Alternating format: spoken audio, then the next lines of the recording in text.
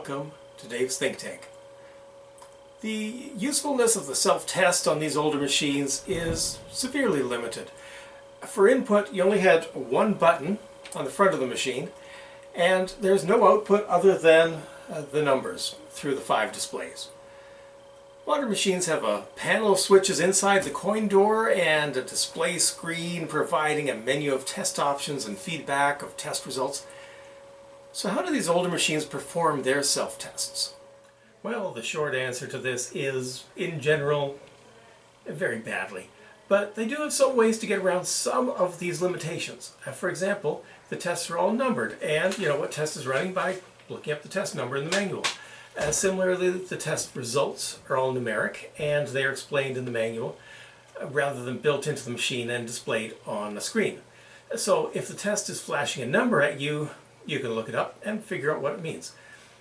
But there wasn't much they could do about a single input button. They made various attempts at assigning multiple purposes to a single button. For example, press it once, that increases the value. Press it continuously, it increases the value continuously.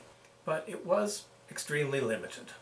When I started reprogramming my machines with an Arduino, one of the things I wanted to do was to expand the self-tests. But I was faced with the same limitations as the original designers. I tried adding a double click of the button to add one more function, say reset the input value to 0, and then I tried timing the switch so another function would occur if pressed within a half a second of something happening, but it was getting way too complicated. I had to add another button, and so the only one readily available was the coin slot 3 switch. This wasn't going to be very handy for many people using my software, since the coin slot switches are a bit tricky to use. Fortunately for me though, it was going to be super easy. Barely an inconvenience. Back in the bad old days, back when we played pinball in the caves, there was no such thing as a free play setting. This was long before Arduinos, even before Alltech. If you owned a pinball, the solution to this was to keep a styrofoam cup filled with quarters next to your machine. We were so amazingly primitive, we didn't even have a pin gulp to put it in. It didn't take long for people to get tired of having to go into the coin door all the time to collect the quarters, and most pinball owners eventually arrived at the same solution: adding a button, hidden or not so hidden, somewhere on the machine, and wire it to the coin slot 3 wires. Then the question becomes, where are you going to mount this button? You could easily mount a button like this inside the coin door somewhere, but that's not very convenient. Some people put it on the bottom, some people put it on the back or the side. Still not really easy to access. You could drill a hole in the front somewhere, something like that, or right in the coin door, but that could go wrong very easily and seriously reduce the value of your machine. What I ended up doing, I drilled a 1/2-inch hole into the side of the coin return, I fitted the switch through the hole from the inside, I tightened it with this nut, and soldered the wires to the coin slot 3 switch over here. Now to drop a coin, all I have to do is press this button, easily accessible by me or anyone who wants to play. So why do I mention all this? Well, having this switch available right here made it easy to expand the input data I can enter into a self-test. Pressing this coin button can mean a number of things. It can mean stop the solenoids from firing, and then start them up again.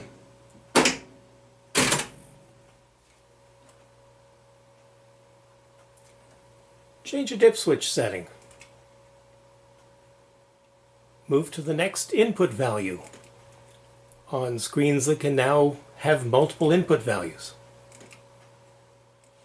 Or press it together with the credit button to enter a different play mode.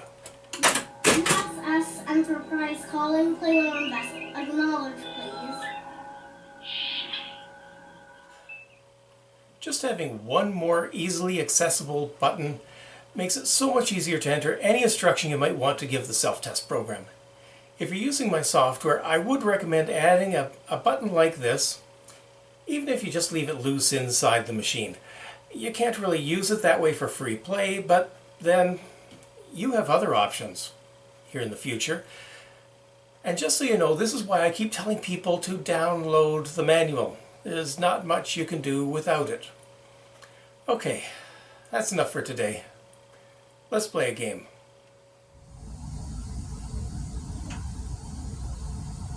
Okay.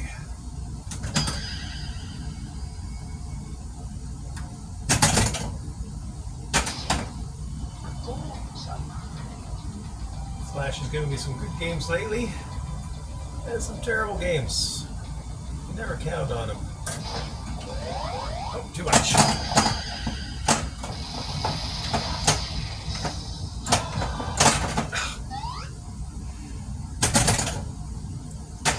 Okay, that's pretty bad so far.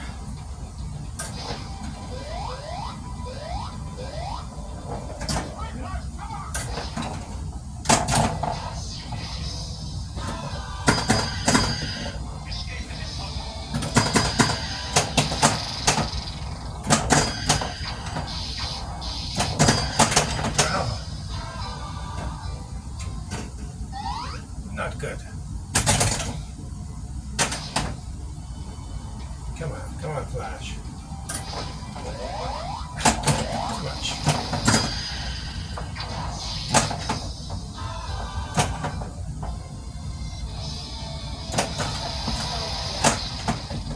Escape is impossible.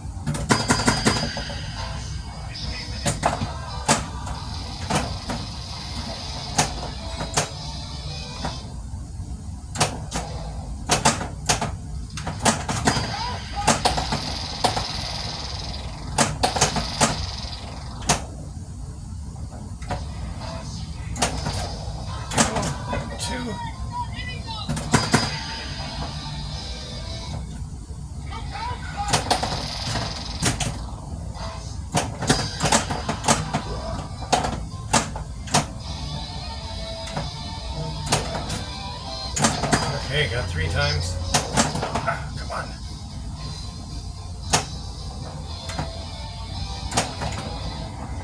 And a wood dust.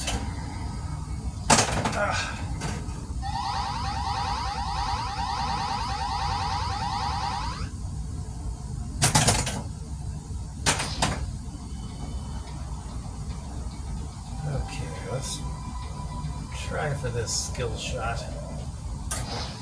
Oh, way too much. Oh. That's one way to do it. That's 75,000. Nice.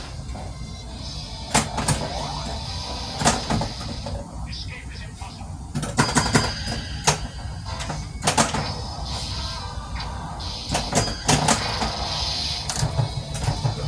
Come on. There we go.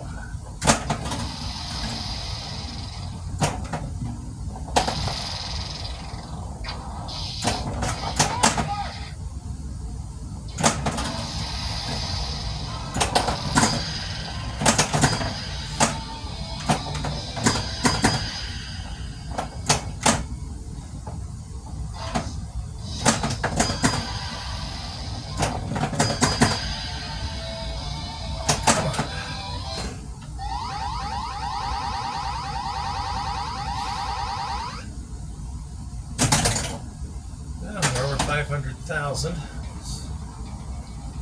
Not a horrible game. Escape is impossible.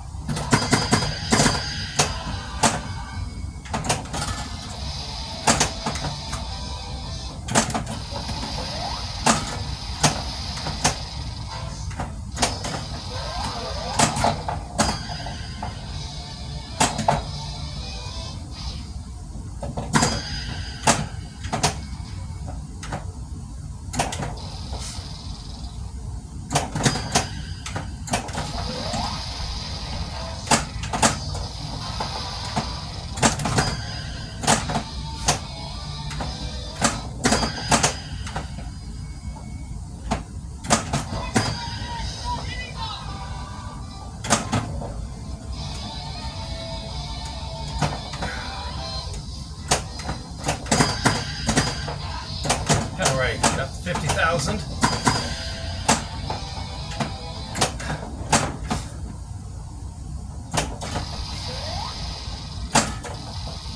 Oh. St. Clair shoots again. That's nice to see.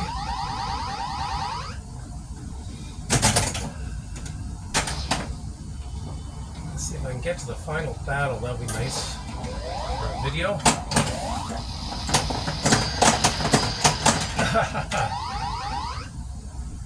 That's the way to jinx it.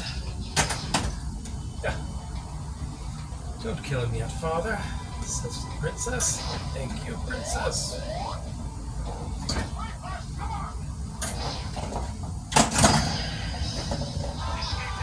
Okay, I just need that one arrow. Oh, come on.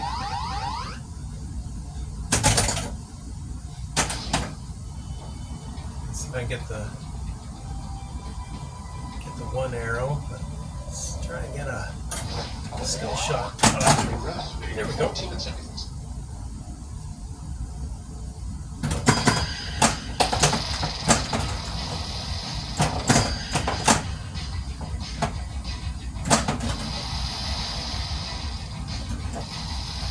Oh.